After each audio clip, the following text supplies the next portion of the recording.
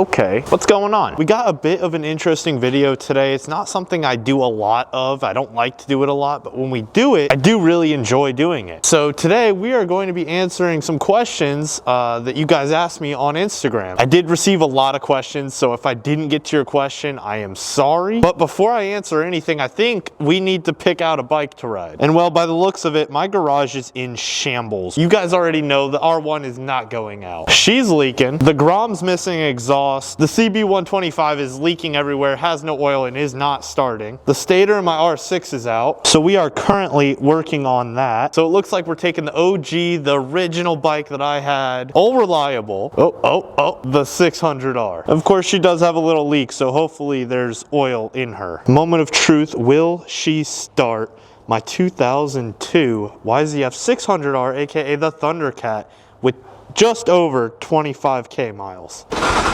Oh, beautiful, beautiful carbureted bike. We do have some juicy questions, so while the bike's warming up, we're gonna begin answering those questions.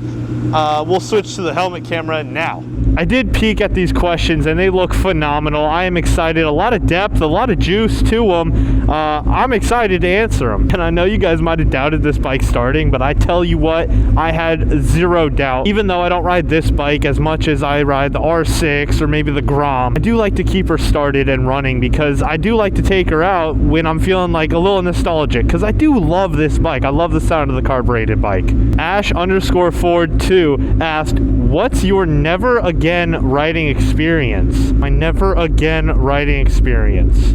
All right, so my never again riding experience, I don't know if I necessarily have the best answer for this, but if there was anything, maybe I'll give you two. I'll give you a bonus one. I guess at the very least, I can give you kind of two half answers, because I've never really had like a never again riding experience. Maybe there's just like one thing I really didn't like and one thing that I'm gonna try not to do again. All right, so one thing that maybe I will do again, but something at the time I really did not like, was the Ghost Atlanta group ride, just riding out Ghost Atlanta. I really was not comfortable during that, not because I felt like I was going to mess up. I really felt like people were going to hit me, especially because at that point I didn't have a whole bunch of group ride experience. I, you know, for the longest time just rode by myself. And so going into a group ride with hundreds, I kid you not, hundreds of motorcycles flying by, going really fast, popping wheelies, getting really close to you, especially someone that's not on a nimble bike, it definitely was something that horrified me. Will I never do it again? I don't know. I probably will end up doing it again, but it definitely was something that sticks out when I heard this question. And I guess the second one that I'm more probably, you know, situationally, I probably won't do this again. Looking back, you know, hindsight 2020, whatever, I had a run-in with a fan in, I think it was New Jersey, and I call him a fan, but I don't know if you really would call him a fan. He was a guy who just did not like me. He did not like the people I was with. He pulled up wanting a confrontation, wanting some clips. Got me in, by the way. Remember Mira? See, that's weird. Yeah, I got a lot of support. People so actually you're just like trying to get shit from people? Trying to what? You're just trying to get stuff from people by exposing them? Like that's what... No, but a lot of people felt like... And so the thing that, you know, my mistake during that was posting my location. So I guess kind of not posting where I'm at the time and just waiting to post it later. That's something that I'll do going forward, and, you know, never again, probably, you know, situationally, I'll probably just never post my location like that again. Because that was creepy. It made me uncomfortable, gave me a creepy vibe, so... Okay, I'm not typically a lane splitting guy, but I really do not want to miss the sunset, especially because I'm filming. I'm meeting up with Mako_, so we're gonna try and get out there, and we're gonna split up a little bit on the 600R. If this guy gives me some space, Jesus, maybe just go around this way. That's fine. We'll get around. All right, finally getting some free space, so that's what we're looking for. Okay, so morally _pitch_black asks, do you ride more for escape or the adrenaline? And that's pretty interesting. Framing the question as this or that is certainly something that I don't know is really accurate for me. When in reality, I'm not sure that I do either, you know. Do I ride for adrenaline? Sometimes I like the adrenaline. You know, there is adrenaline on a motorcycle. You really can't help but feel adrenaline, especially if a car cuts you off or you're going fast. There is a sense of adrenaline, but for the most part, when I'm going fast, I don't have that adrenaline. I'm pretty focused in what I'm doing, and it doesn't really spike it for me. I don't know if maybe I need something more. I need to jump out of a plane, or I don't know, but I don't really get that adrenaline unless something is to happen to me on the motorcycle. And as for escape, like, yeah, a motorcycle can be escape, but am I really needing to escape? No, I like my life, and I don't really want to escape from it. I want to be here fully. So I guess if I had to pick, I guess I would ride more for the adrenaline, but truthfully, I'm more for the experience. You know, whatever happens, I want that experience, and that's why we're on the motorcycle, because every experience on the motorcycle, good or bad, you know, it's an experience, and it helps you grow as a person. And so I'm very thankful for the experiences I've gotten on this motorcycle. And so yeah, I don't know if that really answers the question, but that's how I'm feeling. All right, I remember this one, so I don't need to check my phone. It's only fitting because we're going to meet up with Makomoto, but he asked me a question. I love Makomoto _ I do love him. Maybe I did forget. He asked, what would you like to learn most, track, roll racing, or stunting? I guess there's not something I really focused on wanting to learn more of. You know, like I said, I want the experience, and so everything that comes with that, you know, whether it be roll racing, track riding, or stunting, that's part of the experience. Let me get out of this lane. This is kind of slow. If I had to pick one, like just one, I would probably say track riding. I would say track riding because I'm not superhuman. There's no way that I can avoid the fact that I'm gonna get hurt. And I feel like, and I could be wrong, this could be ridiculous to say, I feel like track riding is probably going to be better for me long term than stunting. And roll racing, well, I mean, that's just a one-way ticket to jail in the streets. So I feel like I'm going to say track riding. I want to go on the track more. A little Camaro. Wow, that bumper is supposed to wiggle like that. Raul _ 305 asked, what kind of inspires me every morning when I wake up? And I know it might sound cheesy. It definitely sounds cheesy. It's not even a question of if it does or not. But definitely someone who inspires me every day to do better and be better is my dad. My dad was always that guy that if somebody was on the side of the road and needed help with their car, he would pull over and help them. And I aspire to be like him, not only in his kind-heartedness, but also the fact that he was just able to build so much, and from virtually nothing, he just creates stuff, and he really is an artist at his own craft. And so I envy that. Not to mention, he is a jack of all trades. Wow, she is up my ass, bro. That's kind of horrifying. Low-key, if you're a biker and a sports car gets behind you, that's actually horrifying. Especially if it's something like a V6 Camaro. You are cooked, buddy. Look, she's gonna soar past me. Go ahead. Honestly, go ahead.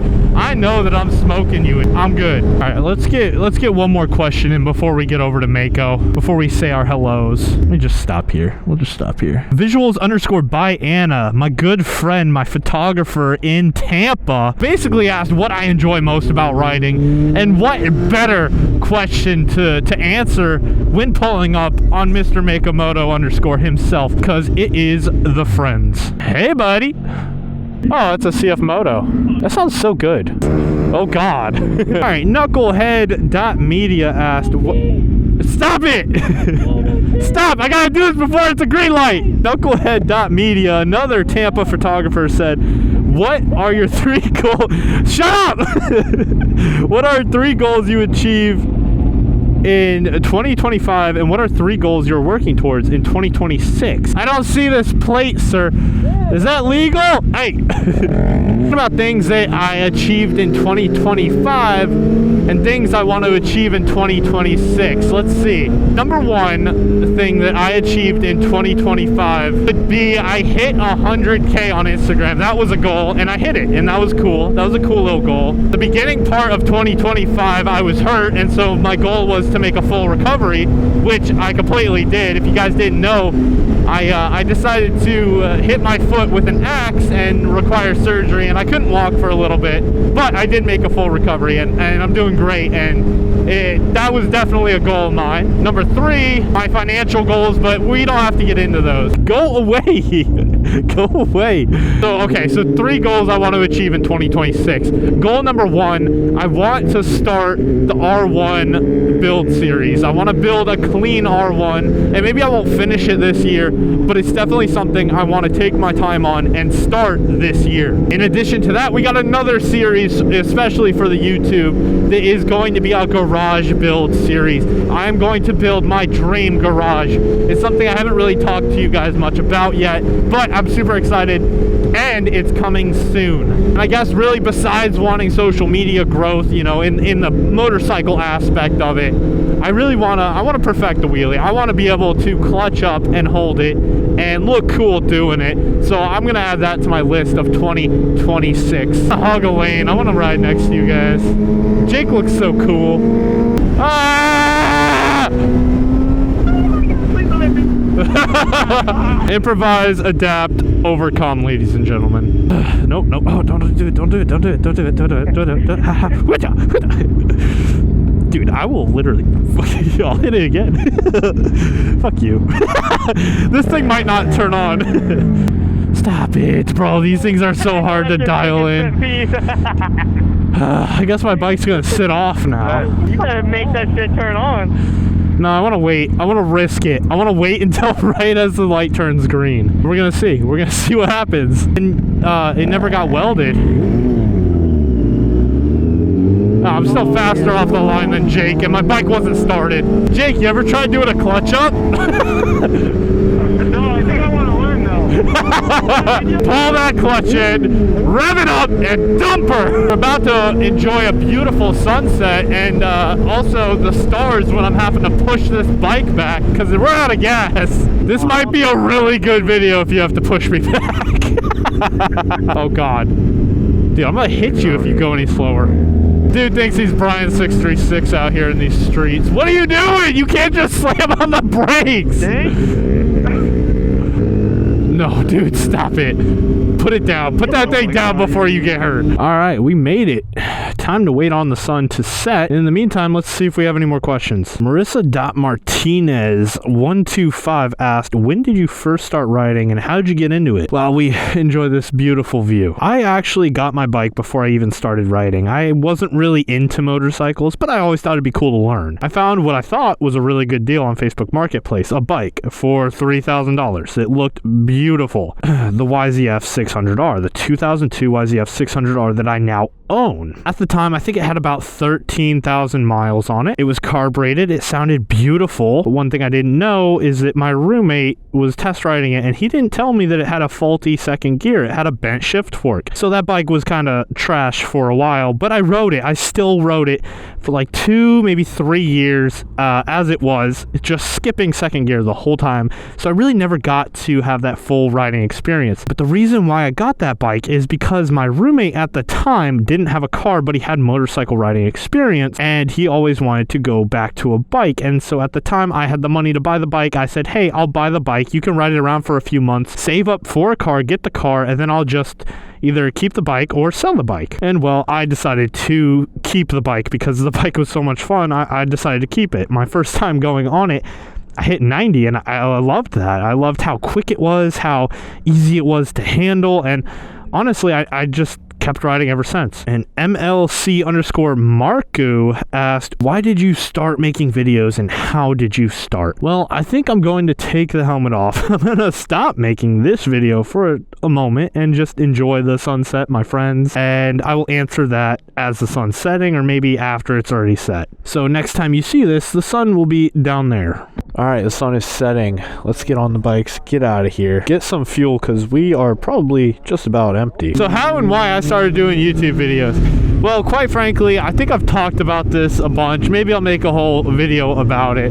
But it's pretty much the fact that everybody around me was wanting to blow up on social media, but they would only post here and there. And being the type of person to like be good at being consistent, I just figured, you know what, I'll go all in and I'll kind of show you guys how it's done. The longest time I would just be taking photos and videos for people because I was that supportive friend. I would be like, hey, you want to take photos, you can post them, yada yada yada. I would work for people for free, you know, my friends. I would help boost them, I would help their businesses, but then they would just kind of like fall off. And so I wanted to show them, you know what, you can do this because I can do this, and everything I'm saying is credible. And so I had to kind of give credibility to my name. I had to put some respect on my name. And so yeah, we decided to go all in on social media. Now I did decide to like kind of chill out, take a step back, because I had to realign what exactly it is that I want. So that's kind of the why, and I guess how is just keep posting. I guess just keep posting, and if you keep posting, then eventually something's gonna hit and you're gonna catch traction. You'll get a little bit of followers like me. Wow, look at that beautiful sunset. We got the Grum, we got the R6 behind us. Looks great. Yeah, he's doing tricks. That guy is scary. He's getting a little too comfortable. And I did read the final question. The final question says, if you could change anything about your life, what would you change? Honestly, guys, look at how great this is. Life is great. I wouldn't actually change anything, you know. Every bad experience still gives you experience, and so I'm very, very grateful for all the experiences, good and bad, and I would never change anything. No regrets. God has a plan, and we are sticking to God's plan, not my plan, because his plan is bigger than my plan. But yeah, you're aerodynamic as fuck, buddy. Look at you. Jake, just so you know, a Wawa is the best place to practice your clutch ups. Really? I'm putting this in the vlog. Whatever you do, I'm putting it in. Oh! That was good. Oh. That was good. Can I try on this? Yeah. Yeah, fuck it. Go for it. Wow, that was terrible. Where are you going? Are we not going the same way? I'm literally following you. Why are we saying bye? I was just saying bye. Oh. Hey, switch. What? What are you doing? Dude, that bike next to you is not fucking with it.